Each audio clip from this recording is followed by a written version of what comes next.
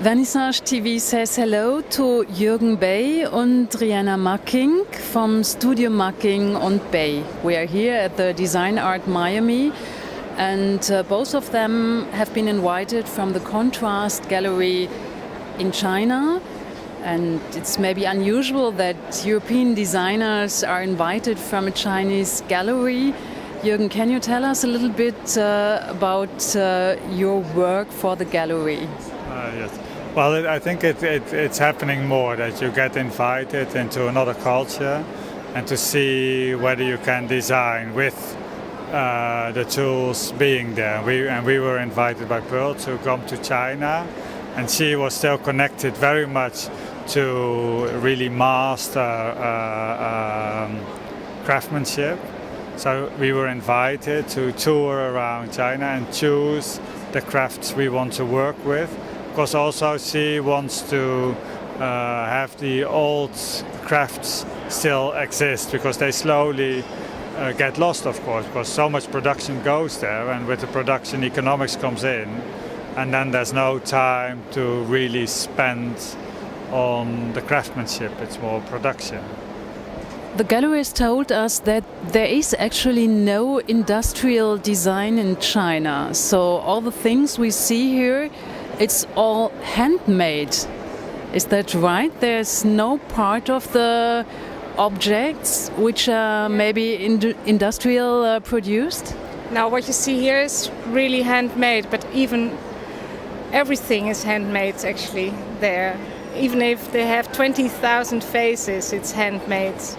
Because one of the galleries, one of the ceramics where we make the ceramics, the person who was making for the Olympics 20,000 faces by hand.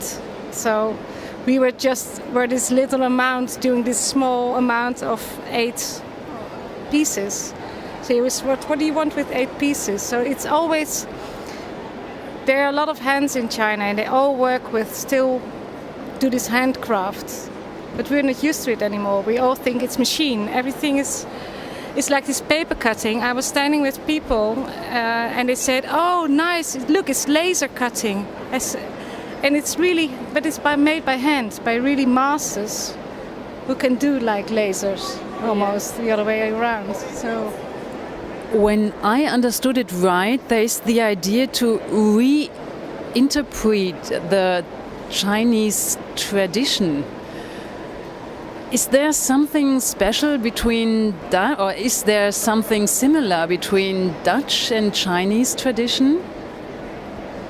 I don't know whether there's really similarities. There is that we all have 2 hands and 2 legs, so that part is very similar. And there's, of course, there are some traditions that when we went like ages before to China that will be taken over. But for us, it's really more that you go to China to rediscover qualities that we have lost. Of course, like in the beginning of the Industrial Revolution, we also work differently, and you can still find that history there. And I think that makes it interesting for us to see it and to work with their tooling and with their thoughts. So if you work in China, I presume you're staying in China for the work, or is it like you're traveling in China to get some ideas, and then the production with all the stuff you take is then you're Dutch, I was told? Or is the production of these objects in the Netherlands, or is it in China? It's all in China. It's all in China. Yeah. The first time we went to all the craftsman people, we really went all over the countryside, or not the countryside, the country, from north, from Beijing to Xiamen to the south, because they're all separated through whole China. And then we made our ideas and sent them by email, and then we get something back, and then I went back again to look at it, and then came back again. So it goes back and forth actually, but it's absolutely completely made in China. Mm-hmm. Nothing in Holland. And the reactions in China, I can imagine the gallery is in China, you exhibit also there. What is the reaction of Chinese people when you do stuff from their tradition and reinterpret these things in the, let's say, 20th century? I don't know, because I think it only slightly has been shown there. We haven't had a show because we'll be in October.